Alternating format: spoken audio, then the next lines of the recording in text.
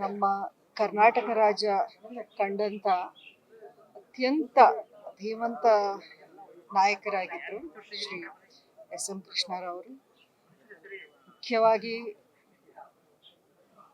ಕರ್ನಾಟಕದ ರಾಜಕಾರಣಕ್ಕೆ ಒಂದು ಗೌರವ, ಘನತೆ, ಒಂದು ಸಭ್ಯತೆ, ಸಂಸ್ಕಾರ ಅನ್ನೋದು ರಾಜಕಾರಣದಲ್ಲೂ ಇರಬಹುದು ಅನ್ನೋದನ್ನ ತೋರಿಸ್ಕೊಟ್ಟಂತ ನಾಯಕರು. ನಮ್ಮ ಮಂಡ್ಯದ ಮಣ್ಣಿನ ಮಗ, ಮಂಡ್ಯದ ಹೆಮ್ಮೆಯ ಸುಪುತ್ರ.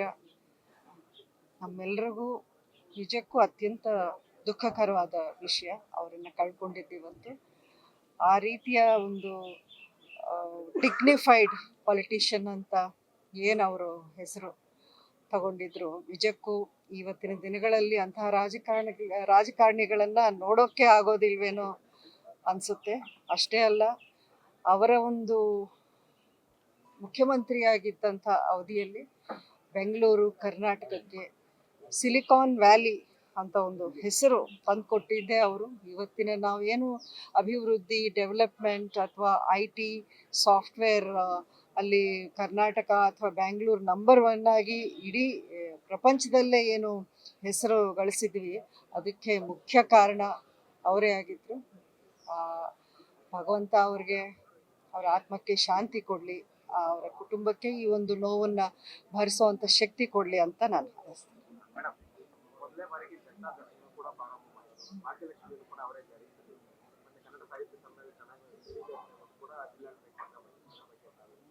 ಅಲ್ಲ, ಖಂಡಿತ ನೀವು ಎಲ್ಲವೂ ನೋಡಿದ್ರೆ ನಾವು ಬೆಂಗಳೂರಲ್ಲಿ ಈ ರೀತಿಯ ಒಂದು ಆಧುನೀಕರಣ ಇರ್ಬೋದು, ಒಂದು ಡೆವಲಪ್ಮೆಂಟ್ ಇರ್ಬೋದು, ಅಥವಾ ಜನಪರ ಏನೇನು ಯೋಜನೆಗಳನ್ನ ಅವರ ಒಂದು ಕಾಳಜಿ ಇಟ್ಟು ಅವರು ಮಾಡಿರೋದಿದೆಯಲ್ಲ, ಅದು ಎಂದೆಂದಿಗೂ ನಾವು ಮರಿಬಾರದು. ಅಂಥ ಒಂದು ಕೊಡುಗೆ ಅವ್ರದ್ದು ನಮ್ಮ ಕರ್ನಾಟಕ ರಾಜ್ಯಕ್ಕೆ ಇತ್ತು.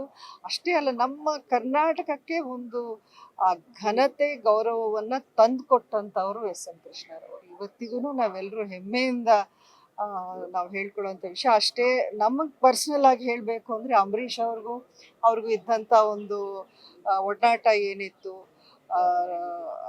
ಅಂಬರೀಷ್ ಅವರನ್ನು ಮತ್ತೆ ಕಾಂಗ್ರೆಸ್ ಪಾರ್ಟಿಗೆ ಕರೆತಂದು ಅವರಿಬ್ಬರ ಒಂದು ಜೊತೆಯಲ್ಲಿ ಆ ಒಂದು ಒಡನಾಟ ನಾವು ಎಂದೆಂದಿಗೂ ಮರೆಯೋಕ್ಕಾಗೋದಿಲ್ಲ. ನಾನು ಈ ರಾಜಕಾರಣಕ್ಕೆ ಅಂತ ಬಂದಾಗ ಮೊದಲನೇದಾಗಿ ಅವರ ಆಶೀರ್ವಾದವನ್ನು ಪಡೆದು ಅವರ ಮಾರ್ಗದರ್ಶನ ತಗೊಂಡೇ ನಾನು ಪ್ರಾರಂಭ ಮಾಡಿದ್ದು. ಅವೆಲ್ಲವೂ ನಮಗೆ ಈಗ ಒಂದು ಸಿಹಿ ನೆನಪು ಅಷ್ಟೇ.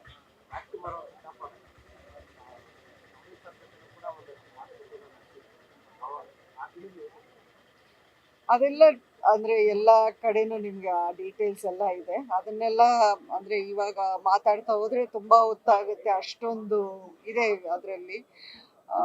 ಬಟ್ ಖಂಡಿತ ನಮ್ಮ ರಾಜ್ಯದಲ್ಲಿ ನಾವು ಎಂದೆಂದು ಅಂದರೆ one of the most dignified politician, ಅಂದರೆ ಆ ಒಂದು ಸ್ಟ್ಯಾಂಡರ್ಡ್ನ ಅವರು ಕೊನೆವರೆಗೂ ಎಲ್ಲೂ ಒಂದು ಕಳಂಕ ಇಲ್ಲದೆ, ಒಂದು ಕಾಂಟ್ರವರ್ಸಿನೂ ಇಲ್ಲದೆ ಮೇಂಟೈನ್ ಮಾಡ್ಕೊಂಡು ಬಂದಿದ್ದಾರೆ. ಅಂದರೆ ಅದೇನು ಸಾಧಾರಣವಾದ ವಿಷಯ ಅಲ್ಲ.